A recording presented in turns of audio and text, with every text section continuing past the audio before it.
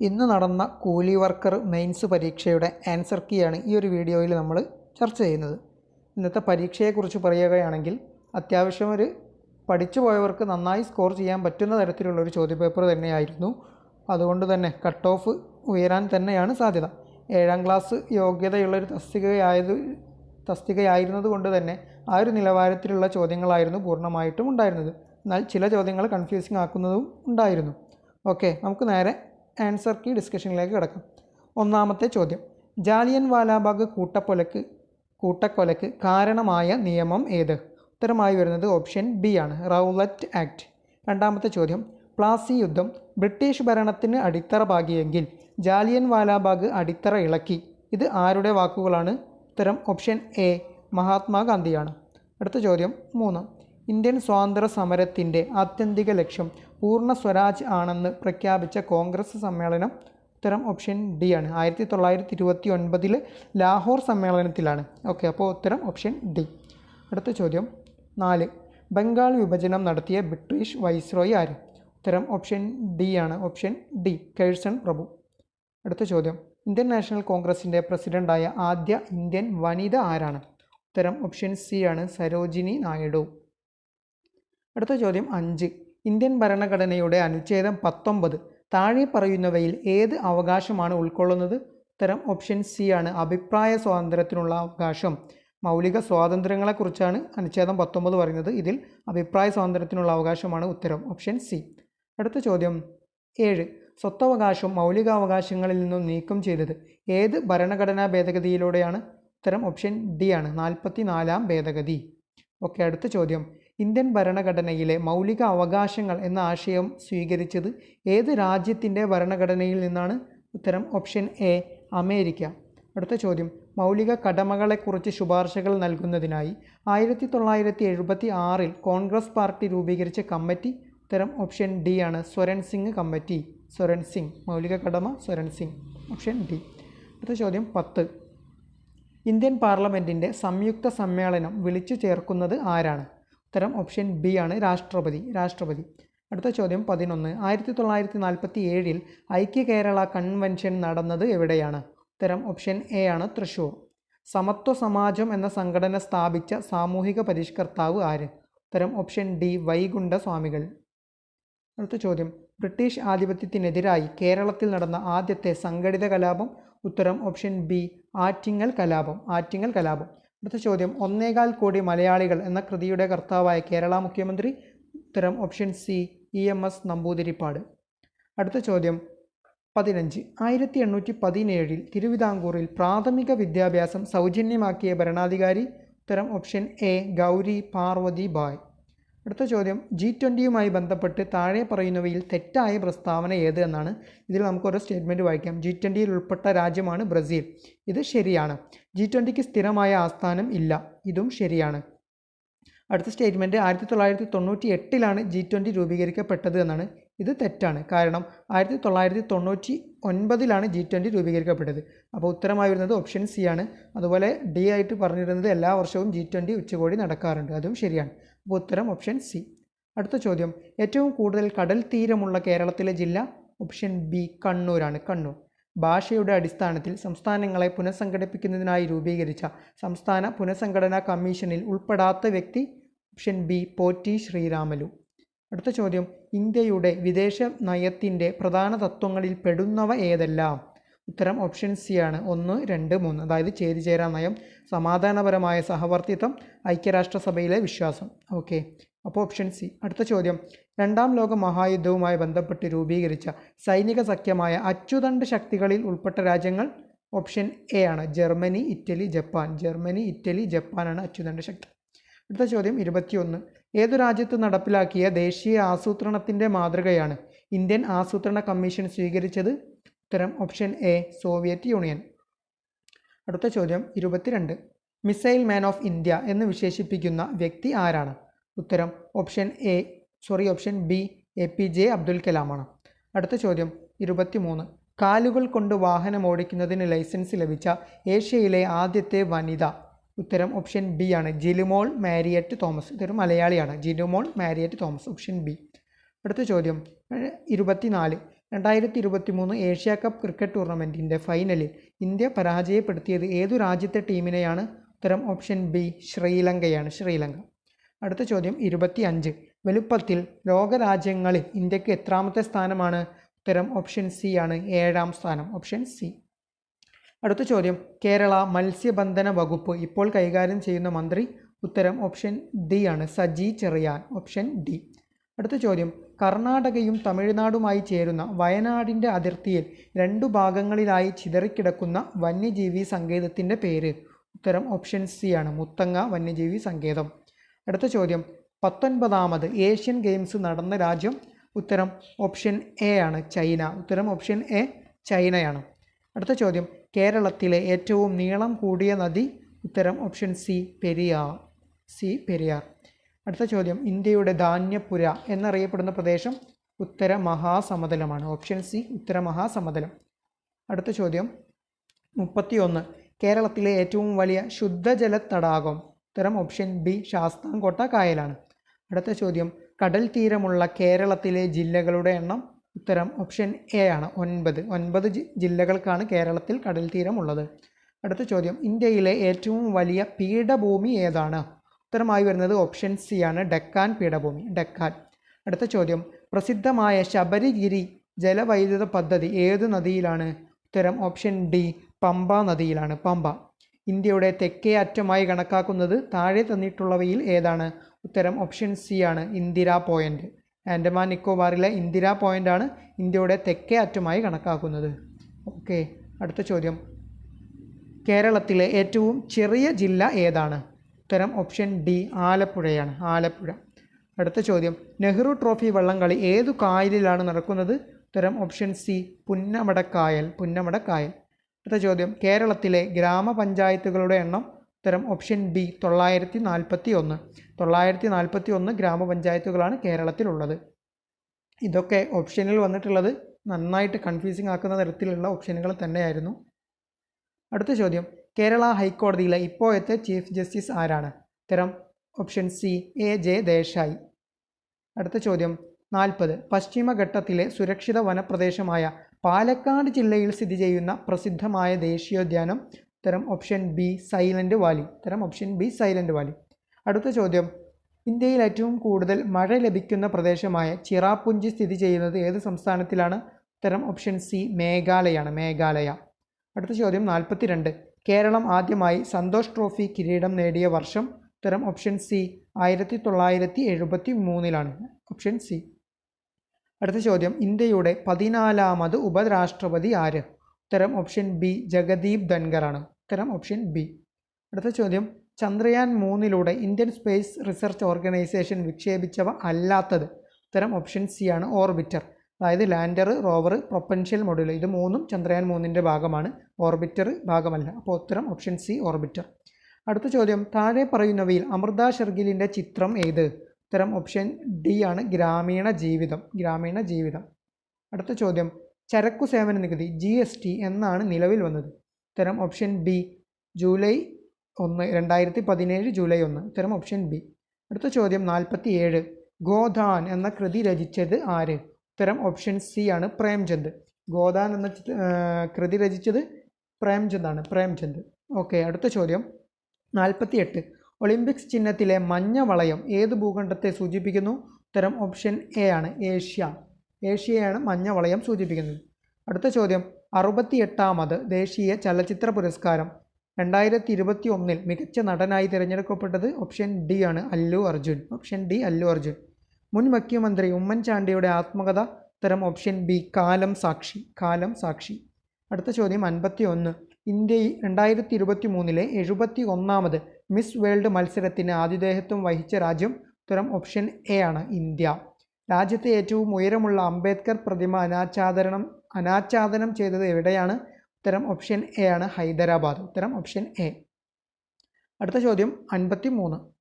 ഇവിടെ താഴെ പറയുന്നവയിൽ ശരിയായ ജോഡി ഏത് എന്നാണ് ചോദിച്ചിട്ടുള്ളത്. ഇവിടെ ഉത്തരമായി വരുന്നത് ഓപ്ഷൻ ബി ആണ്, അതായത് 2 മാത്രമാണ് ശരി. അതായത് ഉളിപ്പല്ലിന് നേരെ കൊടുത്തിട്ടുള്ളത് ആഹാര വസ്തുക്കൾ ചവച്ചരയ്ക്കാൻ എന്നാണ്. ആഹാര വസ്തുക്കൾ ചവച്ചരയ്ക്കാനല്ല ഉളിപ്പല്ല്. ആഹാര വസ്തുക്കൾ ചവച്ചരയ്ക്കാൻ ചർവണകവും അഗ്രചർവണകവുമാണ്. എന്നാൽ നേരെ ചർവണകത്തിനും അഗ്രചർവണത്തിനും നേരെ കൊടുത്തിട്ടുള്ളത് കടിച്ചു മുറിക്കാൻ, കീറു മുറിക്കാൻ എന്നാണ്. അപ്പോൾ ഇത് രണ്ടും തെറ്റാണ്. ഉത്തരം ഓപ്ഷൻ ബി, 2 മാത്രമാണ് ശരി. അടുത്ത ചോദ്യം 54. ലോല എന്ന വിളയുടെ ലോല ഏത് വിളയുടെ സങ്കര ഇനമാണ്? ഉത്തരം ഓപ്ഷൻ സി പയറാണ്. ഉത്തരം ഓപ്ഷൻ സി പയർ. അടുത്ത ചോദ്യം, അസ്ഥികൾ കനം കുറഞ്ഞ് വളയുന്നു. ഇത് ഏത് അപര്യാപ്തതാ രോഗത്തിൻ്റെ ലക്ഷണമാണ്? ഉത്തരം ഓപ്ഷൻ ഡി കണ അല്ലെങ്കിൽ റിക്കറ്റ്സ് എന്ന് പറയുന്ന രോഗത്തിൻ്റെ ലക്ഷണമാണിത്, അസ്ഥികൾ കനം കുറഞ്ഞ് വളയുന്നത്. അടുത്ത ചോദ്യം 56. താഴെ പറയുന്ന പ്രസ്താവനകളിൽ ശരിയായത് ഏത്? ഇവിടെ ഉത്തരമായി വരുന്നത് ഓപ്ഷൻ ബി ആണ്, 2 മാത്രമാണ് ശരി. അതായത് തിരമാല പാരമ്പര്യേതര ഊർജ്ജ സ്രോതസ്സാണ്, അത് ശരിയാണ്. കൽക്കരി പാരമ്പര്യേതര ഊർജ്ജ സ്രോതസ്സാണ് എന്നുള്ളത് തെറ്റാണ്, കാരണം കൽക്കരി പാരമ്പര്യ ഊർജ്ജ സ്രോതസ്സാണ്. അടുത്തത് സൂര്യൻ പാരമ്പര്യ ഊർജ്ജ സ്രോതസ്സ് എന്നുള്ളത് തെറ്റാണ്, കാരണം സൂര്യൻ പാരമ്പര്യേതര ഊർജ്ജ സ്രോതസ്സാണ്, അതായത് സോളാർ. ഓക്കെ, അടുത്ത ചോദ്യം 57. വനം വകുപ്പിന് കീഴിൽ കടലാമകളെ സംരക്ഷിച്ചു വരുന്ന മുതിയം കടൽ തീരം കേരളത്തിൽ ഏത് ജില്ലയിലാണ്? ഉത്തരം ഓപ്ഷൻ ബി മലപ്പുറം വള്ളിക്കുന്നം എന്ന സ്ഥലത്താണ് ഈ മുതിയം കടൽ തീരം സ്ഥിതി ചെയ്യുന്നത്. ഓക്കെ, അടുത്ത ചോദ്യം, അന്താരാഷ്ട്ര മില്ലറ്റ് വർഷമായി ആചരിച്ചത്? ഉത്തരം ഓപ്ഷൻ സി ആണ്, 2023. അടുത്ത ചോദ്യം, സംസ്ഥാനത്തെ പ്രാഥമിക ആരോഗ്യ കേന്ദ്രങ്ങളെ കുടുംബാരോഗ്യ കേന്ദ്രങ്ങളാക്കി മാറ്റാൻ ലക്ഷ്യമിട്ട പദ്ധതി? ഉത്തരം ഓപ്ഷൻ എ ആർദ്രം. ഉത്തരം ഓപ്ഷൻ എ ആർദ്രം. അടുത്ത ചോദ്യം, മിക്സി പ്രവർത്തിക്കുമ്പോൾ ഉണ്ടാകുന്ന ഊർജ്ജമാറ്റം എന്ന ആശയം പ്രയോജനപ്പെടുത്തി താഴെ കൊടുത്തിരിക്കുന്നവയിൽ ശരിയുത്തരം കണ്ടെത്തുക എന്നുള്ളതാണ്. ഇവിടെ ഉത്തരമായി വരുന്നത് ഓപ്ഷൻ സി ആണ്. വൈദ്യുതോർജ്ജം യാന്ത്രികോർജ്ജവും ശബ്ദോർജ്ജവുമായി മാറുന്നുണ്ട്. നമുക്ക് ചിന്തിച്ചാൽ തന്നെ കിട്ടുന്നൊരു കാര്യമായിരുന്നു. ഉത്തരമായി വരുന്നത് ഓപ്ഷൻ സി ആണ്. അടുത്ത ചോദ്യം, മൈക്രോസ്കോപ്പ്, ടെലിസ്കോപ്പ്, ക്യാമറ മുതലായ ഉപകരണങ്ങളിൽ ഉപയോഗിക്കുന്ന ലെൻസ്? ഉത്തരം ഓപ്ഷൻ എ കോൺവെക്സ് ലെൻസ്. ഉത്തരം ഓപ്ഷൻ എ കോൺവെക്സ് ലെൻസ്. ദോലന ചലനത്തിന് ഉദാഹരണമല്ലാത്തത് ഏത്?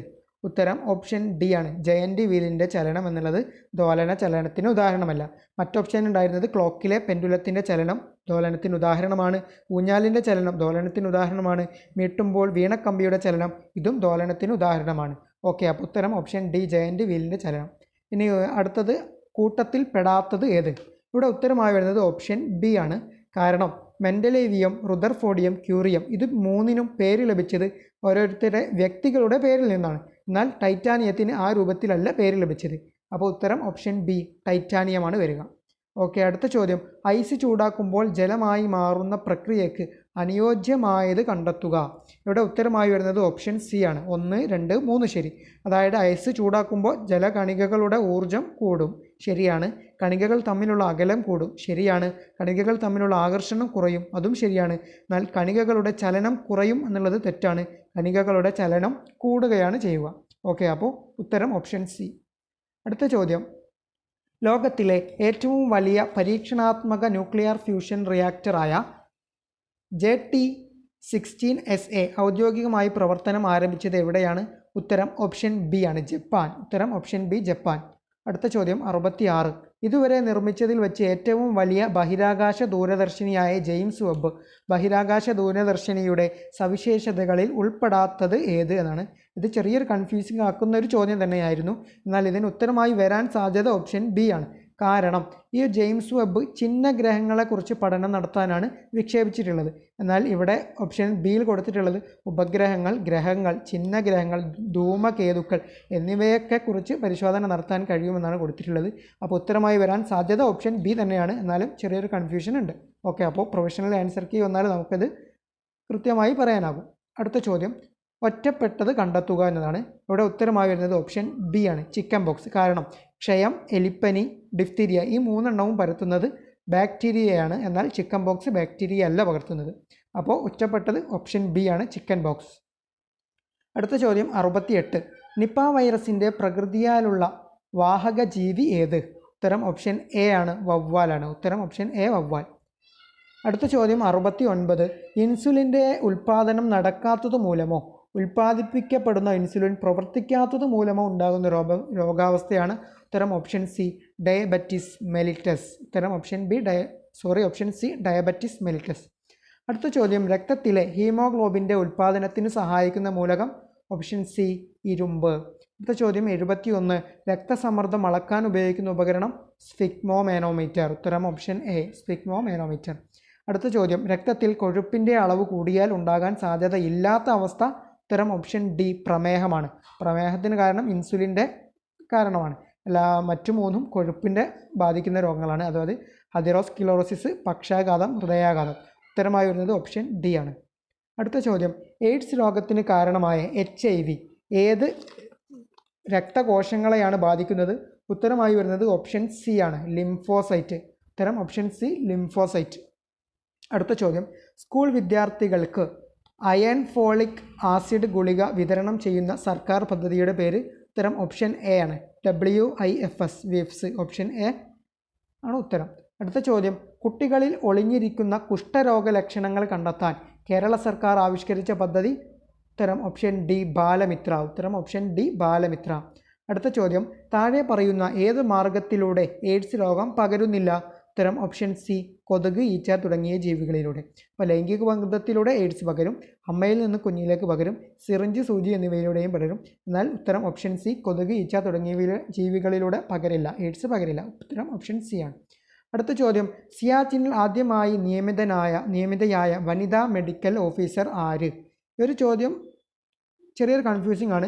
കാരണം ആദ്യമായി സിയാച്ചിനിൽ നിയമിതയായ വനിതാ മെഡിക്കൽ ഓഫീസർ എന്ന് പറയുന്നത് ക്യാപ്റ്റൻ ഫാത്തിമ ബീവിയാണ്. ക്യാപ്റ്റൻ ഫാത്തിമ വസീമാണ്. എന്നാൽ സിയാച്ചിനിൽ ആദ്യമായി നിയമിതയായ ഡോക്ടർ എന്നറിയപ്പെടുന്നത് ക്യാപ്റ്റൻ ഗീതിക കൗളാണ്. അതായത് ഓപ്ഷൻ എ. അപ്പോൾ ഈ ഒരു ചോദ്യത്തിന് മിക്കവാറും ഉത്തരമായി വരിക ഓപ്ഷൻ എ ആയിരിക്കും. കാരണം ഡോക്ടർ, അതായത് സിയാച്ചിനിൽ ആദ്യമായി നിയമിതയായ ഡോക്ടറാണ് ക്യാപ്റ്റൻ ഗീതിക കൗൾ. എന്നാൽ ശരിയായിട്ടുള്ള ഈ ഒരു ചോദ്യത്തിൻ്റെ ഉത്തരം എന്ന് പറയുന്നത് ക്യാപ്റ്റൻ ഫാത്തിമ വസീമാണ്. അപ്പോൾ അതുകൊണ്ട് ചിലപ്പോൾ ഡിലീറ്റ് ആവാനും സാധ്യതയുണ്ട്. അല്ലെങ്കിൽ ഉത്തരമായി വരിക option A, captain Geetika Kaul എന്നുള്ളതായിരിക്കാം. ഓക്കെ, അടുത്ത ചോദ്യം 78. നാഷണൽ ക്രൈം റെക്കോർഡ്സ് ബ്യൂറോയുടെ റിപ്പോർട്ട് പ്രകാരം ഏറ്റവും സുരക്ഷിതമായ ഇന്ത്യൻ നഗരം എന്ന ബഹുമതി നേടിയ നഗരം? ഉത്തരം ഓപ്ഷൻ ബി ആണ്, കൊൽക്കത്ത. ഉത്തരം ഓപ്ഷൻ ബി, കൊൽക്കത്ത.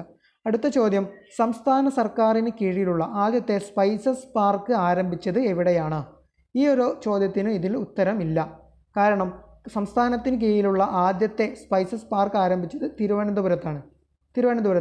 എന്നാൽ ഇതിൽ തിരുവനന്തപുരത്തുള്ള ഒരു സ്ഥലവും കൊടുത്തിട്ടില്ല. കോഴിക്കോട്, ഓടക്കാലി എന്ന് പറയുന്നത് എറണാകുളമാണ്, തുടങ്ങനാട് എന്ന് പറയുന്നത് ഇടുക്കിയാണ്. ഉത്തരം തിരുവനന്തപുരമാണ്. ഓക്കെ, അടുത്ത ചോദ്യം 80. ഓൺലൈൻ ഗെയിമുകൾക്ക് സർക്കാർ ഏർപ്പെടുത്തിയ നികുതി? ഉത്തരം ഓപ്ഷൻ സി, 28%. അടുത്ത ചോദ്യം, ഇനി മാത്സ് ചോദ്യങ്ങളാണ്. മാത്സ് ചോദ്യങ്ങളെക്കുറിച്ച് പൊതുവെ പറയുകയാണെങ്കിൽ എളുപ്പമായിരുന്നു, എന്നാലും ടൈം എടുത്ത് ചെയ്യേണ്ട കുറച്ച് ചോദ്യങ്ങളും ഉണ്ടായിരുന്നു. ഓക്കെ, 81ാമത്തെ ചോദ്യം ക്രിയ ചെയ്യാനുള്ള ചോദ്യമായിരുന്നു. ഇതിന് ഉത്തരമായി വരുന്നത് ഓപ്ഷൻ എ ആണ്, 217. അടുത്ത ചോദ്യം, രണ്ട് സംഖ്യകളുടെ ലസാഗു 108ഉം ഉസാഗ 18ഉം സംഖ്യകളിൽ ഒന്ന് 54ഉം ആയാൽ മറ്റേ സംഖ്യ ഏത്? ഇവിടെ ഉത്തരമായി വരുന്നത് ഓപ്ഷൻ ബി ആണ്, അതായത് 36. ഇത് എങ്ങനെ കണ്ടുപിടിക്കുക എന്ന് പറഞ്ഞാൽ ഒരു സംഖ്യയുടെ LCMഉം HCFും അതിൽ സംഖ്യ ഒന്നും തന്നാൽ, അതായത് LCMഉം HCFും ഗുണിച്ച് കിട്ടുന്ന ഉത്തരവും രണ്ട് സംഖ്യകൾ ഗുണിച്ച് കിട്ടുന്ന ഉത്തരവും തുല്യമായിരിക്കും. അത് ക്രിയ ചെയ്താൽ നമുക്ക് ഉത്തരം ഓപ്ഷൻ ബി 36 എന്ന് കിട്ടും.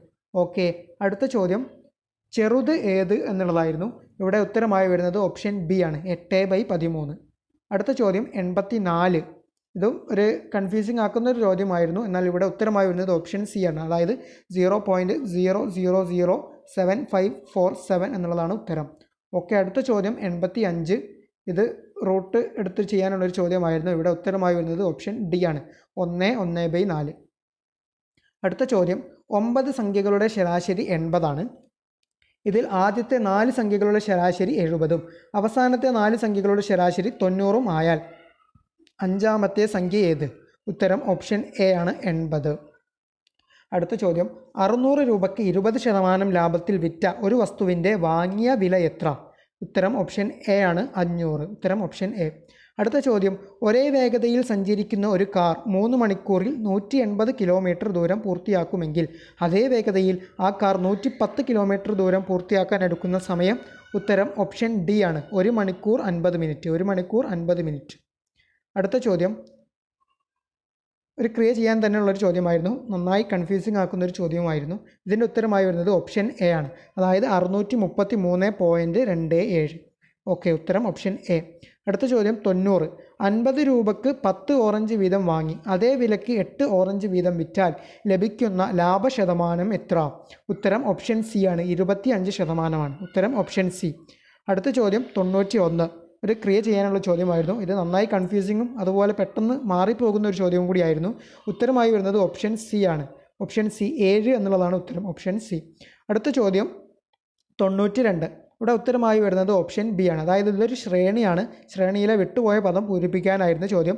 ഉത്തരമായി വരുന്നത് ഓപ്ഷൻ ബി ആണ്. അതായത് ഇത് കിട്ടുന്നത് 4നോട് 3 കൂട്ടിയാൽ 7, 7നോട് 5 കൂട്ടിയാൽ 12, 12നോട് 7 കൂട്ടിയാൽ 19. അതായത് ഒറ്റ സംഖ്യകൾ കൂടിക്കൂടി വരുന്നൊരു ശ്രേണിയാണ് ഇവിടെ ഉത്തരമായി വരുന്നത്. അതായത് 19നോട് 9 കൂട്ടിയാൽ 28. അങ്ങനെ ഉത്തരം 28, ഓപ്ഷൻ ബി എന്ന് കിട്ടും.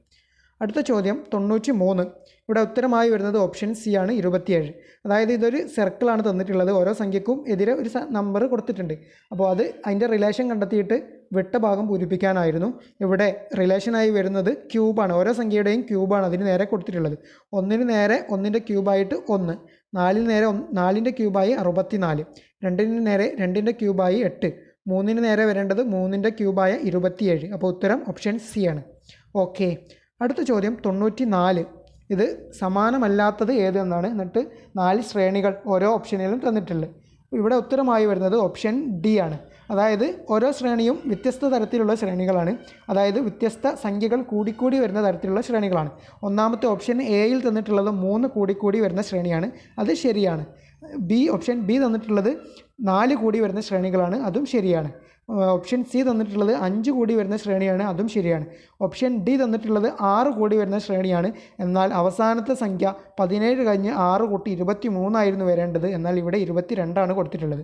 അപ്പോൾ ഉത്തരം ഓപ്ഷൻ ഡി ആണ്. ഓക്കെ. അടുത്ത ചോദ്യം 95.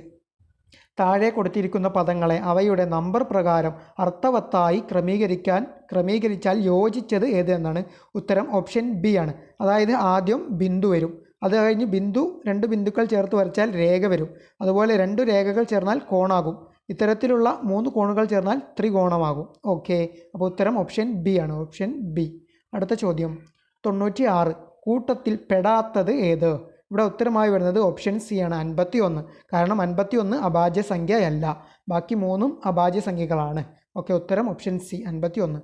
ഇപ്പോൾ 97. നീ ജനിച്ചപ്പോൾ എനിക്ക് നിൻ്റെ ഇപ്പോഴുള്ള അതേ പ്രായമായിരുന്നു. അച്ഛൻ മകനോട് പറഞ്ഞു. അച്ഛൻ ഇപ്പോൾ 50 വയസ്സുണ്ടെങ്കിൽ മകൻ്റെ ഇപ്പോഴുള്ള പ്രായം എത്ര എന്നായിരുന്നു. ഇത് വയസ്സുമായി ബന്ധപ്പെട്ട ഒരു ചോദ്യമാണ്. ഉത്തരമായി വരുന്നത് ഓപ്ഷൻ സി ആണ്, 25. അതായത് മകൻ ജനിച്ചപ്പോൾ അച്ഛന് 25 വയസ്സായിരുന്നു. എന്നാൽ മകൻ ഇപ്പോൾ 25 വയസ്സുണ്ടാവും. അപ്പോൾ അച്ഛന് ഇപ്പോൾ എത്ര വയസ്സുണ്ട്? 50 വയസ്സുണ്ട്. ആ രൂപത്തിൽ നമുക്ക് കാൽക്കുലേഷൻ ചെയ്താൽ കിട്ടുന്ന ഉത്തരമായിരുന്നു ഓപ്ഷൻ സി, 25. അടുത്ത ചോദ്യം 98. ഒരാൾ തൻ്റെ വീട്ടിൽ നിന്നും 50 മീറ്റർ കിഴക്കോട്ട് നടന്ന് ഇടത്തോട്ട് തിരിഞ്ഞ് 70 മീറ്റർ നടന്ന് വീണ്ടും ഇടത്തോട്ട് തിരിഞ്ഞ് 50 മീറ്റർ നടന്ന് വലത്തോട്ട് തിരിഞ്ഞ് 60 മീറ്റർ നടന്ന് ജോലി സ്ഥലത്ത് എത്തിച്ചേരുന്നു. എന്നാൽ വീട്ടിൽ നിന്നും നേർവഴിയിലൂടെ പോകുന്നതെങ്കിൽ അയാൾക്ക് ജോലി സ്ഥലത്ത് എത്താൻ എത്ര ദൂരം സഞ്ചരിക്കണം? ഉത്തരം ഓപ്ഷൻ എ, 130 മീറ്ററാണ്. 130. അടുത്ത ചോദ്യം 99. ഇത് ക്രിയ ചെയ്യാനുള്ളൊരു ചോദ്യമായിരുന്നു. ഉത്തരമായി വരുന്നത് ഓപ്ഷൻ ബി ആണ്, 0 എന്നുള്ളതാണ്. കാരണം -1/5 എന്ന് പറഞ്ഞാൽ -1 ആണ്. -1/101 എന്ന് പറഞ്ഞാലും -1 ആണ്. ഇനി -1/200 എന്ന് പറഞ്ഞാൽ 1 ആണ്. -1/702 എന്ന് പറഞ്ഞാലും 1 ആണ്. അതായത് -1 -1 +1 +1. ഇത് ക്രിയേറ്റ് ചെയ്താൽ ഉത്തരം ബി എന്ന് കിട്ടും, 0 എന്ന് കിട്ടും. ഉത്തരം ബി. അടുത്ത ചോദ്യം 61-ൽ എത്ര 6ൽ ഒന്നുകൾ ഉണ്ട് എന്നുള്ളതാണ്. ഈ ഒരു ചോദ്യത്തിൻ്റെ ഉത്തരം എനിക്ക് കിട്ടിയിട്ടില്ല, അറിയില്ല. കാരണം മറ്റ് സോഴ്സുകളിൽ നിന്നും ഇതുവരെ കാണാത്ത തരത്തിലുള്ളൊരു ചോദ്യമായിരുന്നു. അപ്പോൾ അതുകൊണ്ട് ഈ ഒരു ചോദ്യത്തിൻ്റെ ഉത്തരം നിങ്ങൾക്കറിയുമെങ്കിൽ താഴെ ജസ്റ്റ് ഒന്ന് കമൻറ്റ് ചെയ്യുക. എനിക്ക് ശരിയായിട്ടുള്ള ഉത്തരം കിട്ടുകയാണെങ്കിൽ ഞാൻ എന്ത് ചെയ്യാം, താഴെ കമൻറ്റിൽ പിൻ ചെയ്ത് ഉത്തരം വെക്കാം.